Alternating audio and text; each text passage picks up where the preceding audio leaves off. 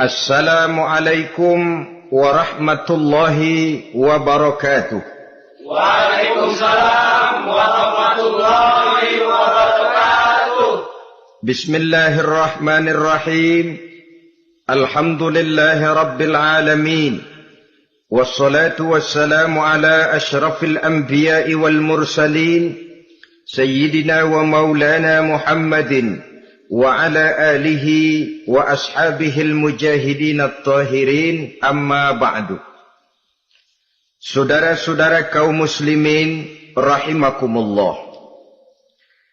Agama mengajarkan bahwa di dalam melaksanakan segala macam pekerjaan hendaklah dilaksanakan dengan penuh hati-hati dan perhitungan.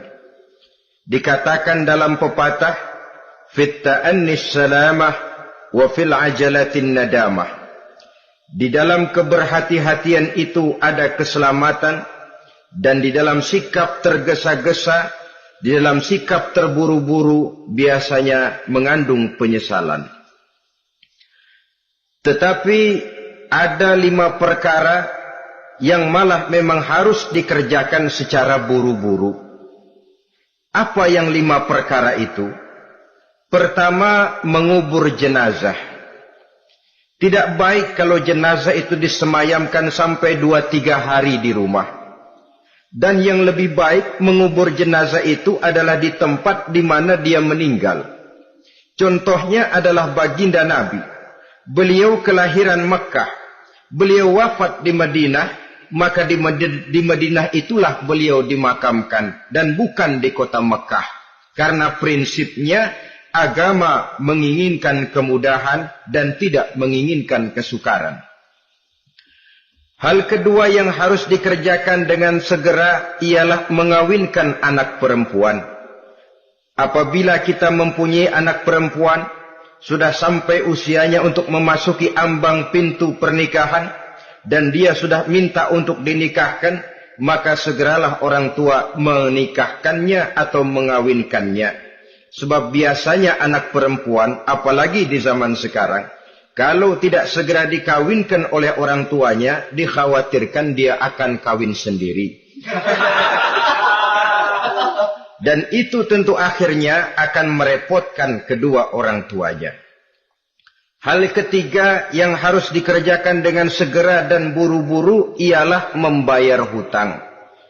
Apabila kita sudah berhutang kepada seseorang, dan sudah ada uang untuk membayarnya, bersegeralah untuk membayar. Sebab kalau ditunda besok, lusa, atau hari minggu depan, dikhawatirkan uangnya akan terpakai untuk kepentingan-kepentingan yang lain, dan hutang akan tetap tinggal hutang, tidak pernah terbayar adanya. Hal keempat yang harus disegerakan ialah menghidangkan makanan untuk orang musafir yang kebetulan menjadi tamu di rumah kita. Dan hal yang kelima yang harus dilakukan dengan buru-buru, dengan segera, bertaubat apabila mengerjakan perbuatan dosa. Hal kelima inilah yang akan kita bicarakan pada pertemuan kita kali ini, yaitu tentang taubat kepada Allah Subhanahu wa ta'ala. Taubat berasal dari kata-kata taba yatubu, yang isim masdarnya adalah taubatan. Artinya sama dengan roja'a yarji'u, ada ya'udu, pulang atau kembali. Bertobat maksudnya kembali dari yang dilarang oleh Allah. Kalau dalam perjalanan hidup ini kita suka menerjang larangan-larangan Allah, melaksanakan apa-apa yang dilarang olehnya, maka taubat artinya meninggalkan larangan-larangan itu dan kembali kepada apa yang diperintah oleh Allah Subhanahu wa ta'ala. Kenapa taubat ini harus disegerakan? Karena makhluk bernama manusia ini sulit melepaskan diri dari dosa dan salah. Nabi bersabda, kullu bani Adam khatta'un wa khairul khatta'ina tawwabun. Setiap anak Adam, yakni setiap manusia, pasti mempunyai dosa dan kesalahan. Dan sebaik-baik orang yang mempunyai dosa dan kesalahan ialah orang yang segera bertaubat. Dengan kata lain, orang yang baik sesungguhnya bukanlah orang yang tidak punya salah, karena tidak ada orangnya yang tidak punya salah. Tetapi orang yang baik adalah orang yang apabila melakukan kesalahan, dia segera sadar, dijadikannya kesalahan itu sebagai pelajaran untuk tidak diulanginya lagi pada masa-masa yang akan datang. Inilah yang digambarkan oleh Allah Subhanahu wa taala dalam surah Ali Imran ayat 135. Walladzina idza fa'alu fahishatan, dan orang-orang yang apabila mereka terjatuh ke dalam perbuatan dosa, au zalamu anfusahum, atau berbuat zalim kepada diri mereka sendiri, dzakarullaha fastaghfaru lidzunubihim, mereka segera ingat kepada Allah dan memohon ampun terhadap dosa yang pernah mereka kerjakan. Saudara-saudara kaum muslimin rahimakumullah, sejak awalnya iblis memang sudah memproklamirkan diri di hadapan Allah Subhanahu wa taala. Apa kata iblis? Ya Rabbi wa izzatika la azalu aghwi bani Adam ma damat arwahuhum fi ajsadihim. Ya Allah, demi kemuliaan-Mu saya bersumpah, kata iblis, saya akan selalu memperdayakan anak-anak Adam. Saya akan selalu menggoda manusia selama ruh mereka masih ada di dalam jasad mereka. Jadi selama ruh masih ada di dalam jasad, selama itulah iblis akan selalu berusaha menggelincirkan manusia untuk jatuh ke tempat-tempat salah dan ke tempat-tempat dosa. Tetapi kemudian Allah juga memberikan jaminan. Allah menjawab proklamasi iblis ini, wa izzati wa jalali ya mal'un la azalu aghfiru lahum mastaghfaru. Demi kehormatanku, demi kemuliaanku, hai mal'un, hai yang terkutuk, hai iblis, kalaupun engkau selalu memperdayakan manusia, kalaupun engkau selalu menipu dan menggoda mereka sepanjang ruh mereka masih ada di dalam jasad, aku akan senantiasa memberikan ampun kepada mereka sepanjang mereka memohonkan ampun kepadaku. Inilah jaminan dari Allah Subhanahu wa ta'ala. Saudara-saudara kaum muslimin rahimakumullah, oleh karenanya apabila kita berbicara tentang taubat, artinya kita berbicara tentang tingkah laku kita dalam kehidupan sehari-hari. Apa yang harus kita lakukan untuk sempurnanya satu taubat? Pertama, menyesal terhadap dosa yang pernah kita lakukan. Kadang-kadang ada juga orang bertaubat, tapi bukan nyesal terhadap dosa yang dia kerjakan, malah puas katanya.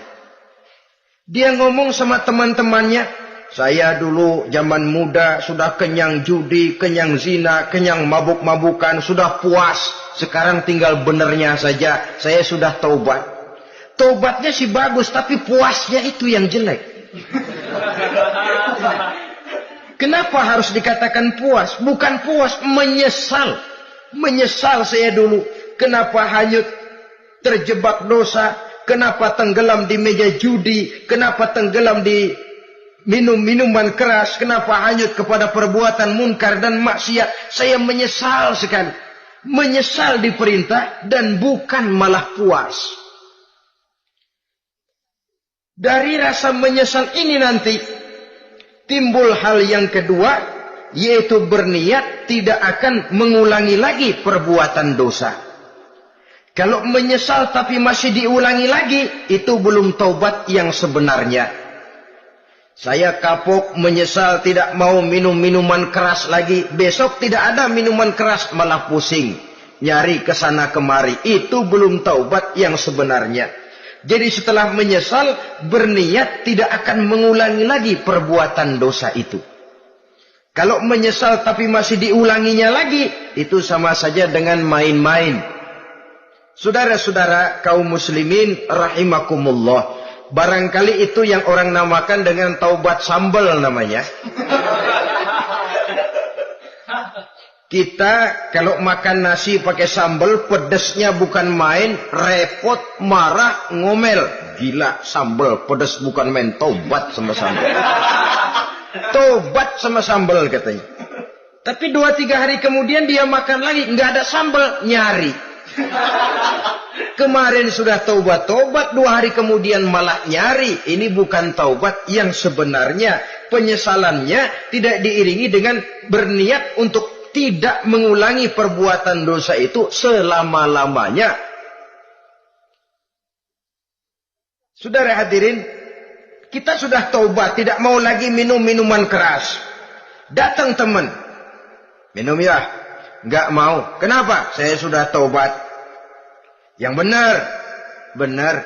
Kalau dibayarin, udah. Jadi rupanya taubatnya itu cuma karena nggak ada yang bayarin. Begitu datang yang bayarin, berangkat lagi. Itu belum lagi merupakan taubat yang sebenarnya. Begitu juga kita taubat dari meja judi. Pada waktu sudah buras, bangkrut, habis-habisan, mungkin menyesal, mungkin bertaubat. Inilah akibatnya judi, rumah tangga berantakan, harta buras, anak terlantar, uang tidak ada. Taubat, saya tidak mau lagi-lagi tenggelam di meja judi. Pada saat kondisinya bangkrut, itu yang diucapkan. Tapi 2-3 hari, 4-3 minggu, 1 bulan kemudian rezekinya banyak, makmur lagi, usahanya maju lagi, lupa lagi dia kepada ucapan sebelumnya, akhirnya sedikit demi sedikit tenggelam kembali di meja judi. Ini pun belum merupakan taubat yang sebenarnya. Jadi untuk sempurnanya taubat, yang pertama menyesal terhadap dosa yang telah dilakukan, yang kedua berjanji tidak akan mengulangi lagi, kemudian yang ketiga meninggalkan perbuatan jahat itu untuk selama-lamanya. Dengan kata lain, kalau memang taubat tidak mau minum lagi, talak 3 itu minuman keras. Kalau memang niat tidak akan berjudi lagi, talak 3 itu segala macam bentuk perjudian. Meninggalkan perbuatan jahat. Yang keempat, menunaikan semua fardu dan kewajiban. Sebab barangkali pada saat kita tenggelam dalam dosa, perintah-perintah Allah, jangankan yang sunnah, yang wajib saja sering kita lalaikan. Maka apabila diri telah berniat melaksanakan taubat, maka tunaikan semua kewajiban yang disyariatkan oleh agama kepada kita. Yang kelima, meminta halal kepada para lawannya dengan termasuk mengembalikan hak milik orang lain. Ini kalau menyangkut hukukul adamiyin atau hak-hak manusia. Jadi kalau kita berdosa kepada sesama manusia, Allah belum akan menerima taubat kita kalau kita belum minta maaf kepada yang bersangkutan. Adapun kalau kita sudah minta maaf tapi yang bersangkutan tidak mau memberikan maaf, itu urusan dia kepada Allah. Urusan kita adalah meminta maaf kepada yang bersangkutan. Hal yang keenam, mendidik atau melatih diri untuk bertaat kepada Allah. Sebagaimana kita dulunya telah melatih diri, memperturutkan diri untuk berbuat durhaka. Lalu memperbaiki yang dimakan dan yang diminum. Itu juga merupakan ciri dari orang-orang yang melaksanakan taubat kepada Allah Subhanahu wa ta'ala. Kemudian apalagi memperbanyak istighfar di dalam kehidupan. Disabdakan oleh Nabi, inna likulli da'in dawa'un wa dawa'u zunubi al-istighfar. Sesungguhnya segala macam penyakit tentu ada obatnya, dan obat dari segala macam dosa adalah istighfar. Saudara-saudara kaum muslimin rahimakumullah. Jadi kalau yang terdahulu merupakan perbuatan-perbuatan konkret, maka yang terakhir ini taubat dalam bentuk ucapan berupa memperbanyak istighfar, memohonkan ampun kepada Allah Subhanahu wa ta'ala. Mari kita lihat. Dalam teladan hidup kita, manusia yang hatinya paling bersih, tidak lain adalah Rasulullah sallallahu alaihi wasallam. Beliau sudah mendapat jaminan ampun dari seluruh dosa. Liyaghfir lakallahu ma taqaddama min zambika wa ma ta'akhkhar, kata Allah. Muhammad, dosamu yang dahulu, dosamu yang sekarang, dosamu yang akan datang jikalau memang ada, seluruhnya sudah mendapat jaminan ampun dari Allah.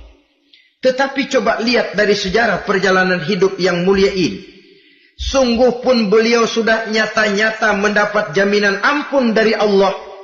Beliau mengatakan, ayyuhan nas, tubu ilallah, fa inni atubu fil yaumi mi'ata marrah. Wahai manusia, bertaubatlah kepada Allah. Maka sesungguhnya saya, kata beliau, dalam satu hari bertaubat 100 kali kepada Allah. Dalam riwayat yang lain, 70 marrah, 70 kali beliau mengucapkan istighfar minimalnya dalam sehari semalam. Orang yang sudah nyata-nyata mendapat jaminan ampun dari Allah ini, satu hari satu malam istighfarnya minimal 70 kali. Apatah lagi kita yang nyata-nyata belum mendapat jaminan ampun dari Allah. Di dalam satu hadis diriwayatkan bahwa iblis laknatullah alaih pernah berkata, ahlaktun nasa bizzunubi wal ma'asi. Aku rusak dan aku hancurkan kehidupan manusia dengan dosa dan dengan segala macam perbuatan maksiat. Iblis menghancurkan manusia dengan menanamkan kegemaran berbuat dosa dan menanamkan kesukaan untuk bergelimang dalam dunia maksiat. Tetapi kemudian iblis mengakui, wa ahlakuni bila ilaha illallah wal istighfar. Tetapi kemudian terbalik, manusia menghancurkan aku dengan kalimat la ilaha illallah dan dengan istighfar, yakni mengucapkan astaghfirullahal azim. Inilah senjata pemungkas menghadapi upaya iblis untuk menghancurkan manusia. Kalau iblis menghancurkan manusia dengan perbuatan dosa, dengan menenggelamkan manusia ke dalam perbuatan-perbuatan maksiat, hendaknya kita sadar.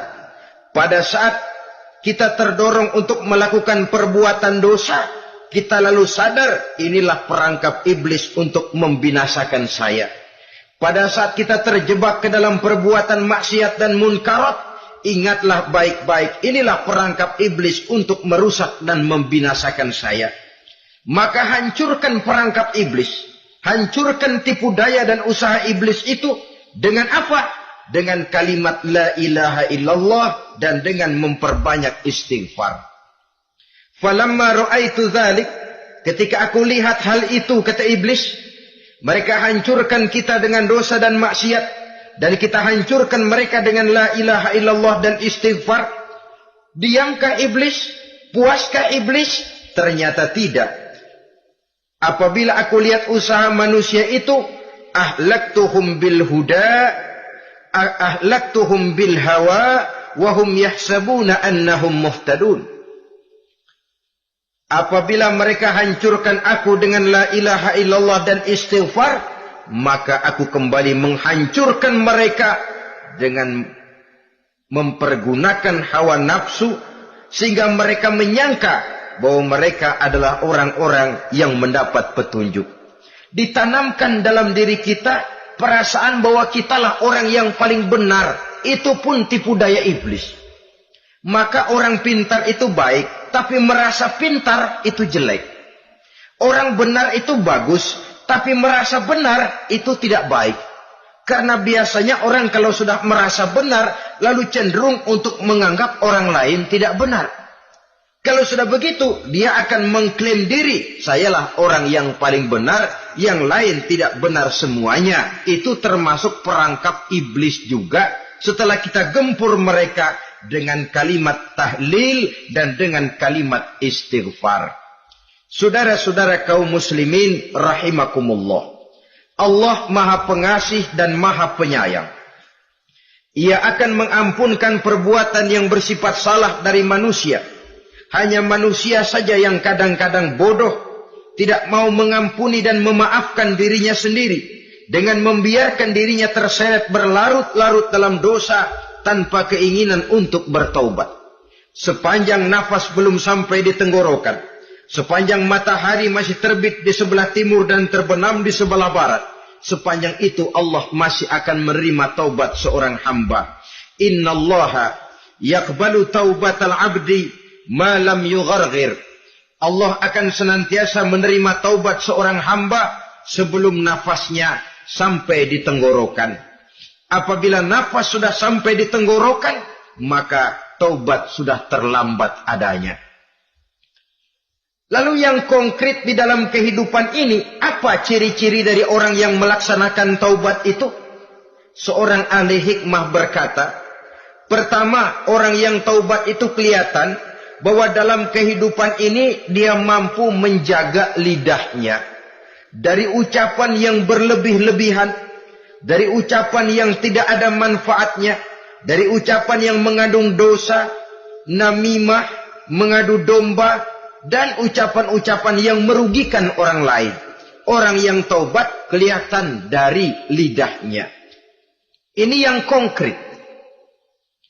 Yang kedua, orang yang taubat itu cirinya tidak ada lagi rasa dengki di hatinya. Tidak ada keinginan untuk membenci dan memusuhi orang lain. Kenapa? Dia sudah sibuk memikirkan kekurangan dirinya sendiri. Sehingga tidak ada waktu lagi untuk mengorek-ngorek, mencari-cari aib dan kekurangan pada diri orang lain. Ini makna ucapan Nabi, tuba liman syaghalahu aibuhu an uyubin nas. Beruntunglah orang yang kekurangan pada dirinya menyebabkan dia cukup sibuk sehingga tidak sempat mencari-cari dan mengorek-ngorek aib dan kekurangan orang lain. Berbeda dengan orang yang masih jauh dari sikap taubat. Selalu berusaha mencari dan mengorek-ngorek kekurangan orang lain, sementara aib dan kekurangan dirinya diumpetin. Ini namanya ilmu kancil. Orang lain disorotin, dia ngaling. Ngumpet. Kerjaannya apa? Monten orang lain saja. Dia sendiri tidak mau diponten dan tidak mau memonten dirinya. Akibatnya apa? Sikap introspeksi tidak ada. Sikap mawas diri hilang. Sikap melihat, bercermin terhadap pribadinya sendiri hilang. Yang ada cuma menilai orang lain saja. Jadi adapun orang yang sudah bertaubat ini, di hatinya tidak ada dengki. Melihat orang lain mendapat nikmat, alhamdulillah, dia ikut bersyukur. Lain dengan orang yang jauh dari taubat. Tetangganya dapat nikmat, dia meriang. Tidak senang hatinya melihat orang lain senang. Orang melarat malah tepuk tangan. Saudara hadirin yang saya muliakan, orang yang semacam ini pada hakikatnya selalu disiksa oleh perasaannya sendiri. Kalau tetangganya yang kaya, ditanya kemana dukunnya. Tapi kalau tetangganya jatuh melarat, dia tepuk tangan, gembira bukan main. Lain dengan orang yang sudah bertobat, hasud itu hilang dari dirinya. So hasud inilah yang akan memakan kebaikan yang kita kerjakan. Kata Nabi, hasud itu bisa memakan kebajikan seperti api memakan kayu bakar. Allahu Akbar. Puasa kita, zakat kita, sholat kita, habis keropos dimakan oleh sifat hasud. Tidak terasa, tapi begitu kita punya sifat dengki kepada orang lain, maka sholat kita dimakan oleh dengki tadi, puasa kita dimakan oleh dengki tadi, segala macam kebaikan yang kita kerjakan dihabis dimakan oleh si dengki tadi, seperti api memakan kayu bakar, cepat sekali. Itulah sebabnya bagaimanapun banyak kebaikan yang sudah kita kerjakan, jangan bangga dan jangan lalai. Sebaliknya, bagaimanapun besar dosa dan kesalahan yang pernah kita lakukan, jangan putus asa dari rahmatnya Allah Subhanahu wa ta'ala. Jadi yang kedua, ciri orang yang bertaubat, di hatinya tidak ada dengki dan tidak ada rasa ingin memusuhi orang lain. Dia berhadapan dengan setiap orang dengan modal husnuzon, baik sangka kepada Allah. Tidak a priori. Kadang-kadang ada orang ketemu saja baru tapi sudah punya rasa jelek. Diperturutkannya suuzonnya. Yang ketiga, ciri orang bertaubat itu menjauhkan diri dari pergaul dengan orang-orang jahat. Sebab kita tahu bahwa pergaulan sangat besar pengaruhnya dalam ikut membentuk kepribadian manusia. Asyariku wa fi syarri syarrun. Bersekutu dengan kejahatan biasanya ikut jadi jahat. Walaupun secara langsung tidak melakukan kejahatan, tapi sudah termasuk dalam jamaah yang jahat juga namanya. Saudara-saudara kaum muslimin, bukan berarti orang yang taubat lalu tidak mau bergaul, itu juga mencerminkan keangkuhan diri. Bergaul dia bergaul, tetapi kepada orang-orang yang jahat, ia sekedar menghindarkan diri pergaulannya itu dari kejahatan yang bisa ditimbulkan oleh orang-orang jahat tadi.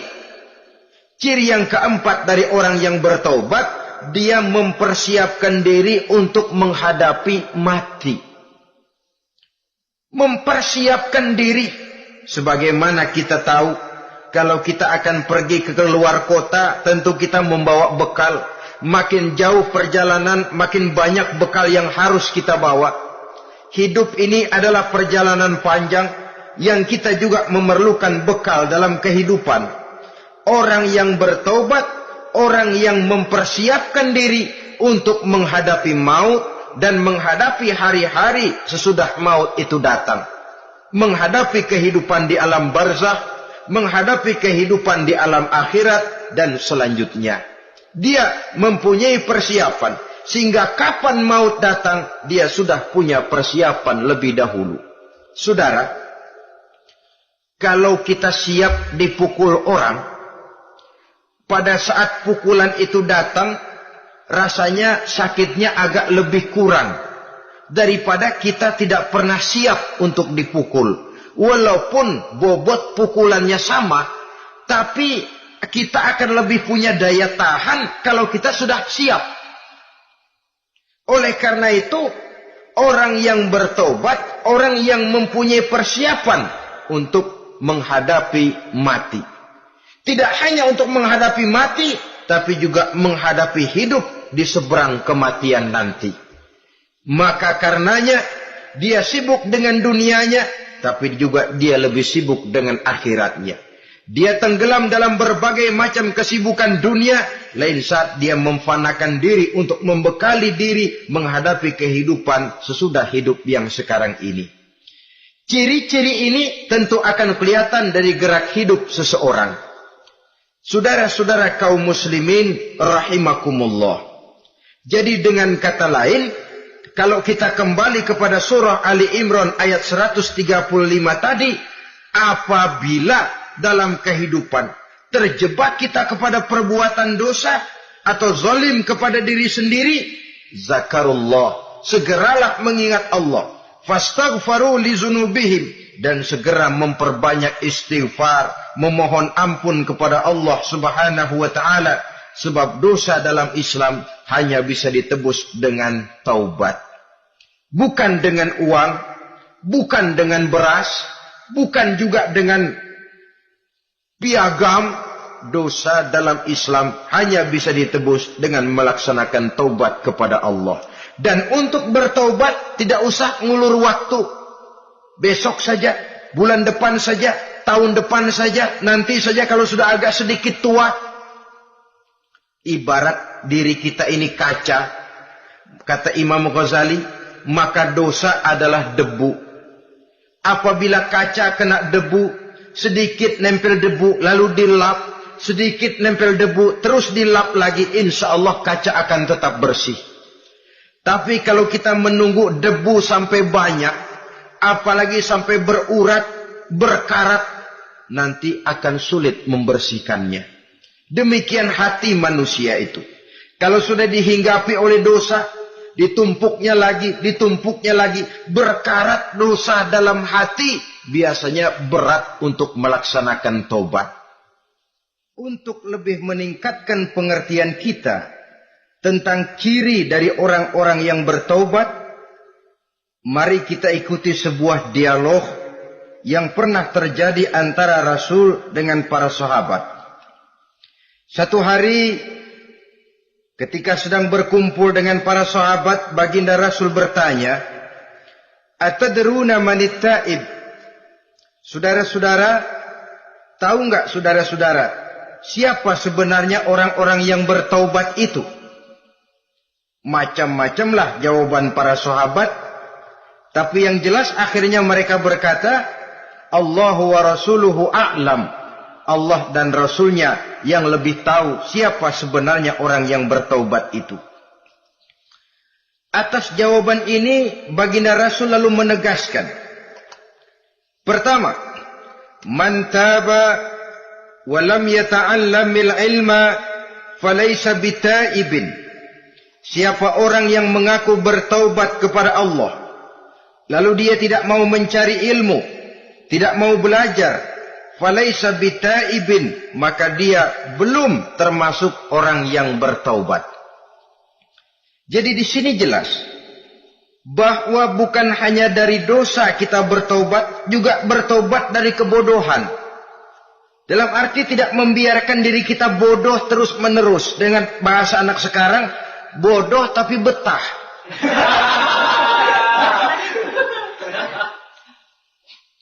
Orang yang mengaku bertaubat tapi tidak menggali ilmu, tidak mau belajar, tidak mau mencari ilmu, tidak hadir di mana majelis taklim, belum dianggap taubat yang sebenarnya.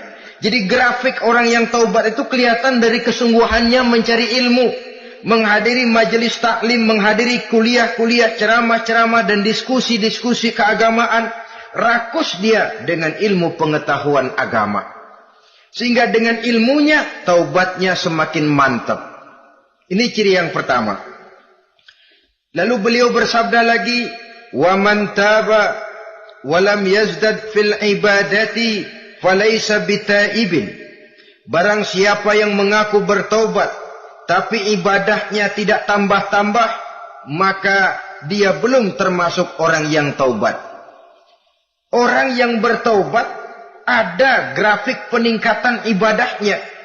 Jadi kalau mulutnya taubat, minta ampun, tapi ibadahnya gitu-gitu aja, belum merupakan taubat yang sebenarnya.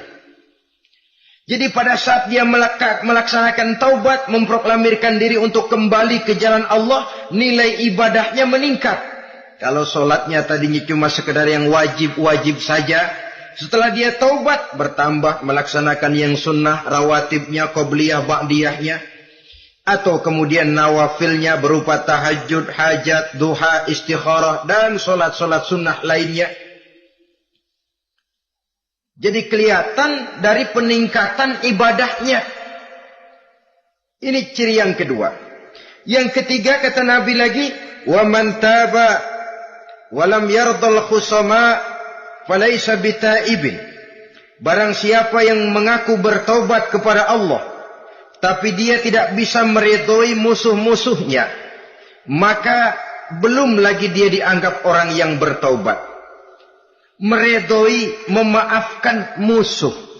Saudara, memberi maaf itu lebih sulit daripada minta maaf. Tapi memberi maaf lebih mulia daripada minta maaf. Minta maaf gampang, memberi maaf yang sulit. Karena itu orang yang memberi maaf menunjukkan jiwa yang lebih luhur daripada orang yang minta maaf. Sebab apa? Posisi orang yang memberi maaf kan posisi orang yang menang. Biasanya dalam posisi menang orang gampang congkak dan sombong. Orang datang minta maaf kepada kita, lalu timbul keseganan. Iya, minta maaf sih gampang. Memberi maaf itu yang sulit, tapi itu yang sangat dianjurkan. Dan itu merupakan ciri dari orang-orang yang bertaubat. Lalu apalagi? Wa man taba wa lam yughayyir libasahu wa zinatahu falaysa bitaibin. Barang siapa yang mengaku bertaubat tetapi pakaian dan perhiasannya tidak berubah, maka dia belum lagi dianggap bertaubat. Orang bilang pakaian memang kulit, yang penting isi. Tetapi bagaimanapun kulit mencerminkan isi. Dari pakaian kita bisa mengkaji kepribadian seseorang. Saya berpendapat bahwa pakaian penting, kulit juga penting. Kulit penting, isi penting. Kulit tanpa isi tidak ada artinya. Isi tanpa kulit juga meragukan orang. Wah, yang penting kan isinya, kulitnya gimana saja. Saya mau tanya, saudara dapat duren di jalanan, isi aja nggak ada kulitnya. Kira-kira dimakan nggak duren itu? Paling kurang akan menimbulkan keraguan. Jangan-jangan sudah dicampur racun ini. Jadi dengan demikian orang yang bertaubat ini kelihatan dari cara berpakaian, cara berhias diri, tidak over. Dia kembali kepada fungsi berpakaian. Dalam Islam kan sesungguhnya fungsi pakaian itu yang paling utama. Pertama, nutup aurat. Itu ukurannya. Yang kedua, pantas. Yang ketiga, baru soal mode. Di zaman kita sekarang terbalik. Mode nomor 1, pantas belakangan, nutup aurat apa tidak nomor 16.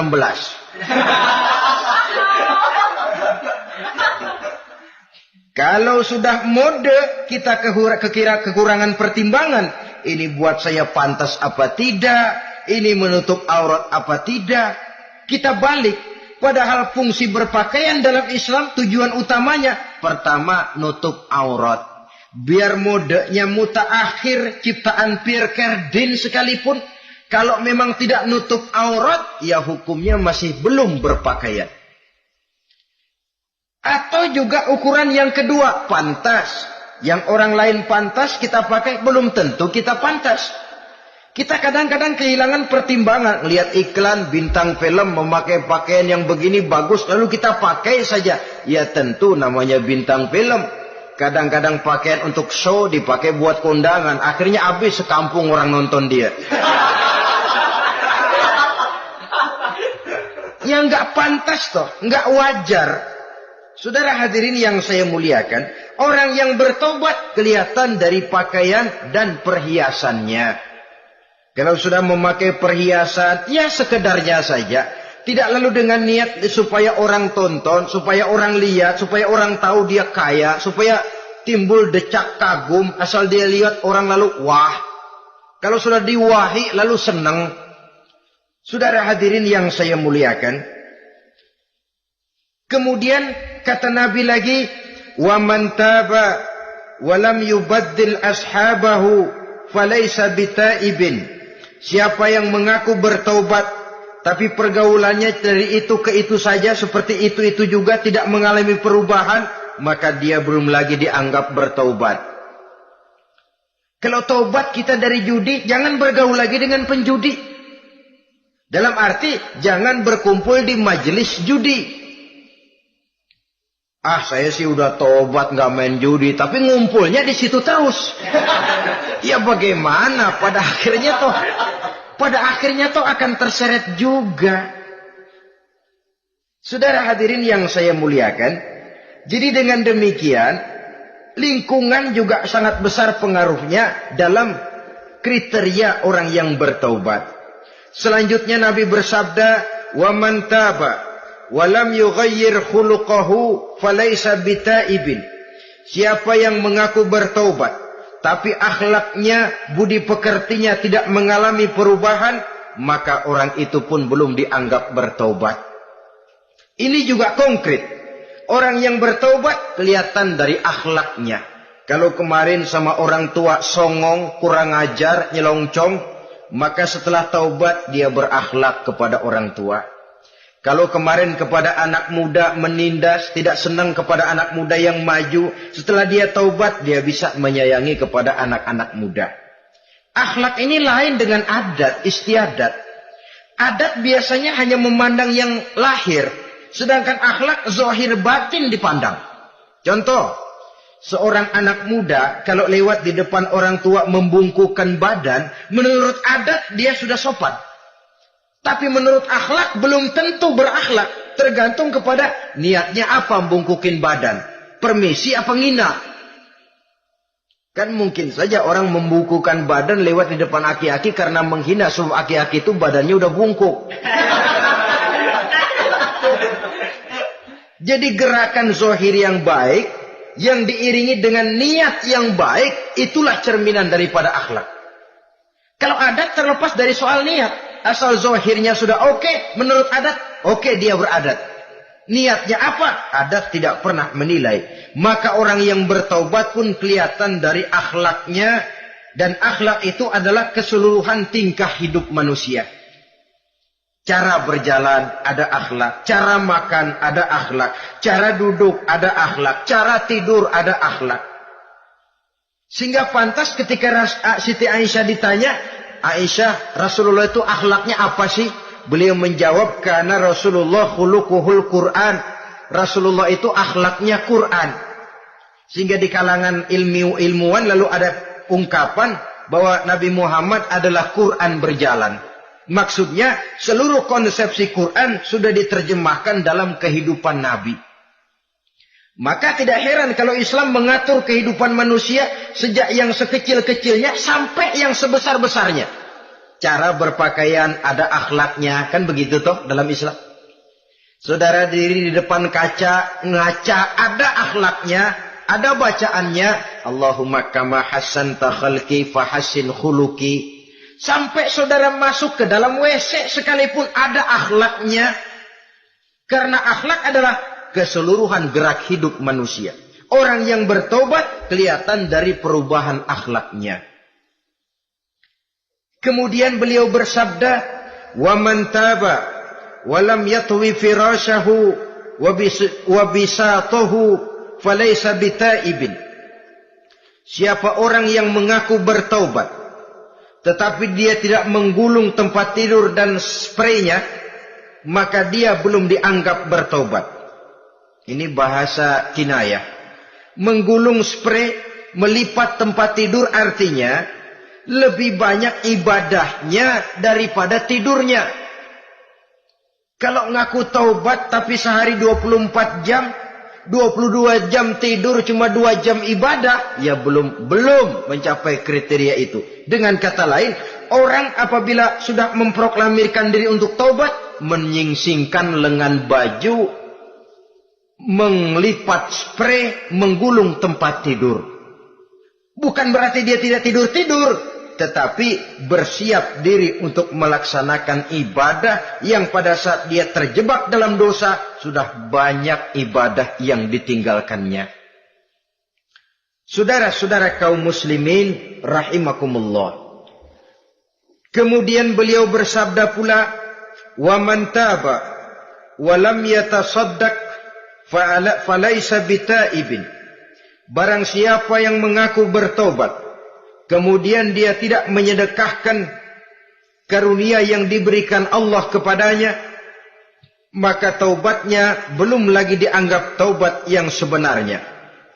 Faman istabana minal abdi hazihil khisal fahuwa taibun haqqa. Apabila nyata tanda-tanda ini pada diri seorang hamba, maka barulah taubatnya dinamakan taubat yang sebenarnya. Jadi untuk taubat itu ada 2 jalan yang bisa kita tempuh. Pertama, taubat dengan lisan. Taubat dengan ucapan.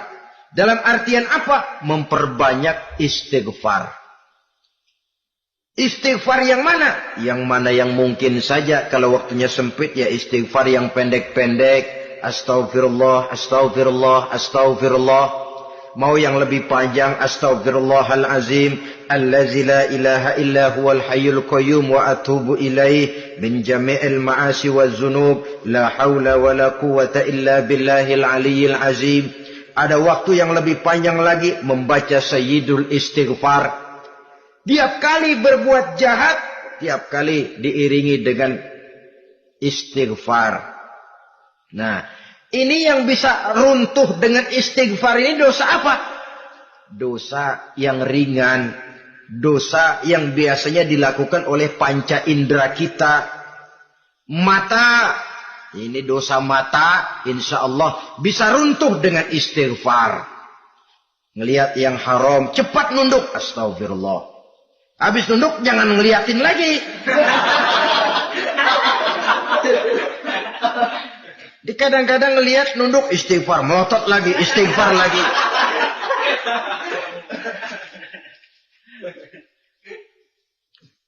Saudara hadirin yang saya muliakan, kata Imam Ali, nazratul ula laka wasaniyatu alaika. Ini dalam menjaga mata.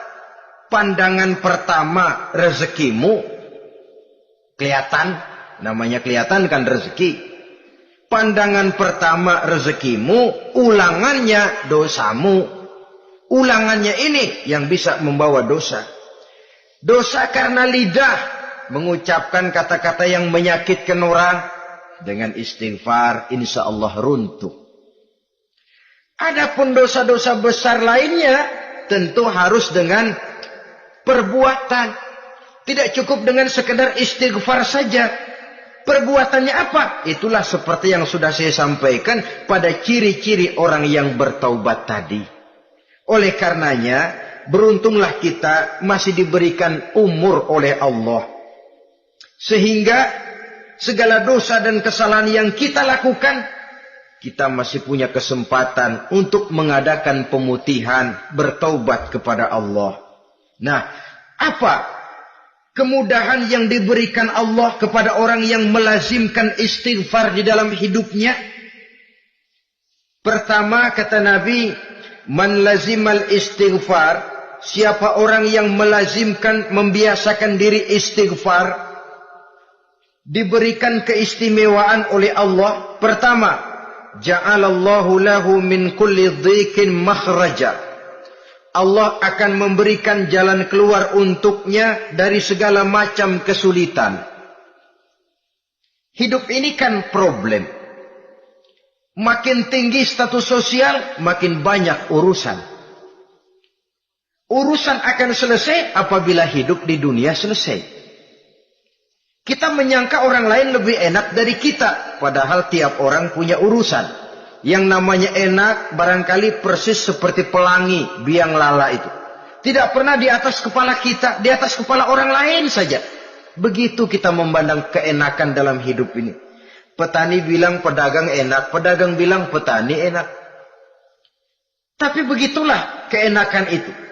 Orang yang melazimkan istighfar, dia akan diberikan jalan keluar dari segala macam kesulitan. Menurut perhitungan otak, didlek, buntu, tidak sanggup lagi, entah bisa terwujud dan terlaksana. Allah memberikan jalan keluar dari segala kesulitan. Saudara, kalau Allah sudah memberikan jalan keluar dari kesulitan, siapa lagi yang bisa bikin sulit kita? Kalau Allah yang memberikan jalan keluar, everything is running well katanya. Semua urusan bisa jalan dengan lancar. Tapi tanpa istighfar, jauh kita dari Allah. Jalan yang sudah lapang pun bisa jadi sempit. Urusan yang sudah nyata akan selesai pun bisa jadi injelimet. Dan jalan yang tadinya tidak berliku-liku pun bisa berliku-liku. Ini faktor yang di luar perhitungan matematis. Kita tidak mampu, Allah maha mampu. Menurut akal kita tidak mungkin. Kalau Allah mau, tidak ada yang tidak mungkin. Saudara-saudara, ini fasilitas pertama. Orang yang gemar istighfar, diberikan jalan keluar dari segala macam kesulitan. Yang kedua, wa min kulli hammin faraja. Diberikan kegembiraan dari setiap kesusahan yang dihadapinya. Ada saja faktor-faktor yang mendatangkan kegembiraan. Yang mendatangkan refreshing di dalam kehidupannya. Sehingga dia tidak lalu merasa jalannya buntu. Tidak merasa kesulitannya tidak pernah terselesaikan. Dan yang ketiga, fasilitas yang diberikan Allah kepada orang yang gemar istighfar. Wa razaqahu min haitsu la yahtasib. Allah akan memberikan kepada mereka rizki dari jalan yang tidak pernah mereka sangka-sangka. dari jalan yang tidak pernah mereka perkirakan sebelumnya. Saudara-saudara kaum muslimin rahimakumullah. Inilah fasilitas ketiga yang diberikan Allah kepada orang yang gemar istighfar. Rizkinya datang dari jalan yang tidak disangka-sangka. Sebab rizki ini juga termasuk hal gaib. Dan jangan lupa, ar-rizqu bimakna al-ata hissiyan kana au ma'nawiyan. Rizki adalah pemberian baik yang konkret maupun yang abstrak. Kita sering membatasi pengertian rezeki, maka rezeki kita jadi sering terbatas. Menurut kita kan yang namanya rezeki cuma duit saja. Kalau bukan duit, bukan rezeki. Padahal semua karunia Allah itu rezeki. Umur, rezeki. Istri, rezeki. Anak, rezeki. Pangkat dan jabatan, rezeki. Termasuk duit juga rezeki. Tapi dalam kebiasaan kita, rezeki cuma duit. Begitu duit seret, kita anggap rezeki macet. Maka akhirnya kita tidak bersyukur kepada Allah. Padahal mungkin di sektor duit macet, tapi rezeki dari segi lain, ilmu barangkali tambah, wibawa naik, pangkat naik, anak tambah, itu juga merupakan rezeki. Saudara-saudara kaum muslimin rahimakumullah, orang yang gemar istighfar ini diberikan rezeki dari jalan yang tidak disangka-sangkanya, dibukakan perbendaharaan Allah untuknya. Sehingga rezekinya datang dari cara yang tidak disangka-sangka. Allah Maha Kaya. Kalau dia mau, la mani'a lima a'taita wa la mu'tiya lima mana'ta. Tidak satu kekuatan pun yang mampu mencegah apa yang hendak diberikan Allah. Dan tidak satu kekuatan pun yang sanggup memberikan apa yang dicegah oleh Allah Subhanahu wa ta'ala. Ini keistimewaan yang diberikan Allah kepada mereka yang gemar beristighfar di dalam kehidupan ini. Jangan lagi berpikir, gua sih nggak punya dosa, istighfar amat. Sombong, saudara-saudara. Manusia itu lebih baik merasa banyak dosa daripada merasa tidak punya dosa. Tanda orang bahagia, kata Nabi 4. Pertama, orang yang selalu ingat kepada kesalahan yang pernah dia lakukan. Itu orang bahagia. Selalu ingat kepada kesalahan yang pernah dilakukannya. Sehingga pada saat akan melakukan kesalahan yang baru, dia mikir-mikir. Dosa gue yang kemarin udah 3 keranjang, nih nambah lagi. Ingatannya terhadap kesalahan yang lalu akan merupakan langkah preventif yang mencegah dirinya untuk tidak menambah kesalahannya. Orang bahagia, orang yang selalu ingat kesalahan yang pernah dia lakukan, terbayang di pelupuk mata, bukan ngumpet-ngumpetin dosa, sebab apa yang mau kita umpetin di hadapan Allah. Yang kedua, tanda orang bahagia itu orang yang selalu melupakan kebaikannya. Kalau dia berbuat baik, dia lupakan. Dia anggap dirinya belum pernah berbuat baik. Sehingga di mana ada kebaikan, dia tidak bisa ikut. Dia merasa sangat rugi. Sebab dia anggap dirinya belum pernah berbuat baik. Yang ketiga, tanda orang bahagia. Dalam urusan dunia, dia lihat ke bawah. Sehingga timbul rasa syukurnya. Bahwa kalau dia sengsara masih banyak yang lebih sengsara dari dia. Bahwa kalau dia miskin masih jauh lebih banyak yang miskin dari dia. Bahwa kalau dia menemui kesulitan masih banyak yang jauh lebih sulit dari dia. Dengan cara itu jiwanya akan lapang, hidupnya akan tenang, dan dia tidak pernah ingkar kepada nikmat yang diberikan Allah. Sebaliknya yang keempat, tanda orang bahagia itu dalam urusan akhirat dia lihat ke atas. Dunia, lihat yang bawah. Akhirat, lihat yang atas. Kalau dia bisa sholat, kenapa saya tidak? Kalau dia sanggup puasa, kenapa saya tidak? Kalau dia bisa baca Quran, kenapa saya tidak? Timbul panas, nyontoh ibadah, mendatangkan kebahagiaan. Rakus ibadah, malah dianjurkan. Rakus dunia, malah tercela. Nah, lawanannya orang celaka, saudara-saudara. Orang celaka juga tandanya 4 lawanan yang tadi itu. Pertama, orang yang selalu melupakan kesalahannya. Kalau berbuat dosa lupa, sok bersih. Alah, dosa gue mah dikit. Saudara hadirin yang saya muliakan, orang yang selalu melupakan kesalahan, menganggap dirinya bersih, akhirnya kalau ingin berbuat dosa nggak mikir-mikir. Tidak ada lagi yang ditimbang-timbang. Selanjutnya, yang kedua, orang celaka itu orang yang selalu mengingat kebaikannya. Akhirnya apa? Timbul sifat nepuk dada, membanggakan jasa. Lahirlah pahlawan-pahlawan kesiangan. Selalu membanggakan diri, nepuk dada. Kalau enggak saya, kalau enggak saya. Itu masjid, kalau enggak saya. Itu pesantren, kalau enggak saya. Itu umat, kalau enggak saya. Kalau enggak saya. Memangnya kalau enggak sampean kenapa? Orang yang celaka adalah orang yang selalu menghitung-hitung kebaikan yang pernah dikerjakannya. Keikhlasannya kurang, makin dia hitung, makin kurang nilai pahalanya. Makanya kalau berbuat baik, ya anggap saja buang sampah, gak usah ditengok-tengok, gak usah diingat-ingat, dan gak usah mengharap orang yang kita tempat berbuat baik akan membalas kebaikan. Saudara hadirin yang saya muliakan, yang ketiga tanda orang celaka dalam urusan dunia, ngelihatnya ke atas. Panasnya timbul. Syirik dan dengkinya naik. Rakusnya jadi.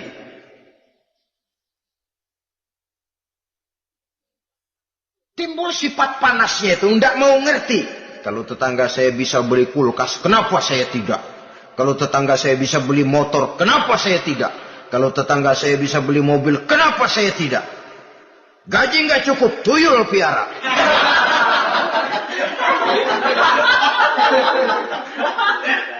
Orang itu kalau sudah didorong oleh rakus kan bisa jadi menghalalkan segala macam cara untuk mencapai tujuan. Dibakar oleh sifat tamak dan rakus bin serakah. Nah, kalau sudah didorong oleh rasa rakus, yang segera tersingkir pertama rasa malu. Orang kalau sudah rakus nggak ada malunya, rasa malunya hilang. Padahal syarat jadi orang itu kan kalau punya rasa malu. Nggak punya rasa malu, kurang syarat jadi orang. Akan bagaimana jadinya masyarakat, bahkan bangsa dan negara, kalau rakyatnya sudah tidak punya rasa malu. Yang kedua rasa takut hilang, terutama takut kepada Allah. Sirna sama sekali. Sudah tujuan menghalalkan cara. Yang keempat, tanda orang celaka dalam urusan akhirat, lihatnya malah ke bawah.